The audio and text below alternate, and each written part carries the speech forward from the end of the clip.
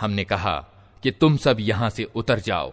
फिर मेरी ओर से जो मार्गदर्शन तुम्हारे पास पहुंचे, तो जो लोग मेरे उस बताए मार्गदर्शन पर चलेंगे उनके लिए किसी भय और दुख का मौका न होगा, और जो उसे स्वीकार करने से इनकार करेंगे और हमारी आयतों को झुठलाएंगे वे आग यानी नरक में जाने वाले हैं, जहां वे हमेशा रहेंगे। ए इस्राएल की संतान, तनिक याद करो मेरी उस नेमत को जो मेरी ओर से तुम पर हुई। मेरे साथ तुम्हारी जो प्रतिज्ञा थी उसे तुम पूरा करो। तुम मेरी जो प्रतिज्ञा तुम्हारे साथ थी उसे मैं पूरा करूं, और मुझ ही से तुम डरो, और मैंने जो किताब भेजी है उस पर ईमान लाओ। ये उस किताब की पुष्टि में है जो तुम्हारे पास पहले से मौजूद थी। अतः सबसे पहले तुम ही उसके इनकार करने वाले न बनो। थोड़े मूल्य पर मेरी आयतों को न बेच डालो, और मेरे प्रकोप से बचो।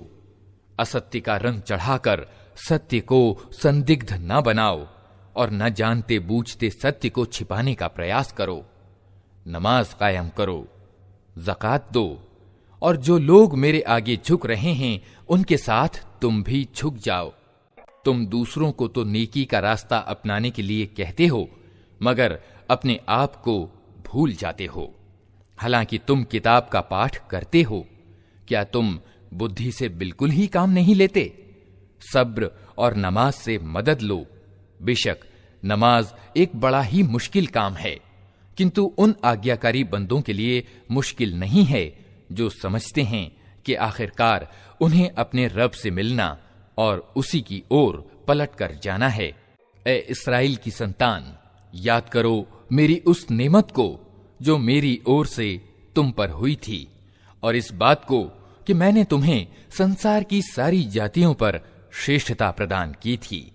और डरो उस दिन से जब कोई किसी के तनिक काम न आएगा, और न किसी की ओर से सिफारिश कबूल होगी, न किसी को फिदिया यानी जुर्माना लेकर छोड़ा जाएगा, और न अपराधियों को कहीं से सहायता मिल सकेगी।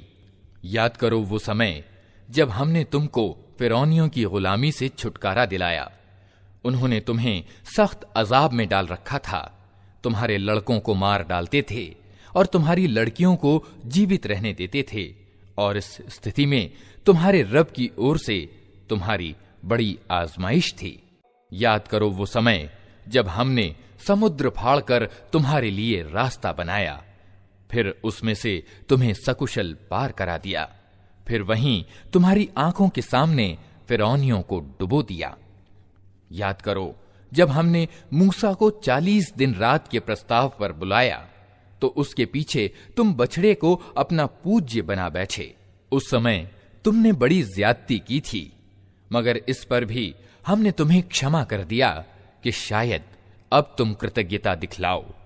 याद करो कि ठीक उस समय जब तुम ये जुल्म कर रहे थे, हमने मूसा को किताब और कसौटी प्रदान की ताकि तुम उसके द्वारा सीधी राह पा सको। याद करो जब मूसा ये नेमत लिए हुए पलटा, तो उसने अपनी जाति वालों से कहा कि लोगों, तुमने बछड़े को पूज्य बनाकर अपने साथ बड़ा अन्याय किया है। अतः तुम लोग अपने पैदा करने वाले के आगे तौबा करो और अपनों को मारो।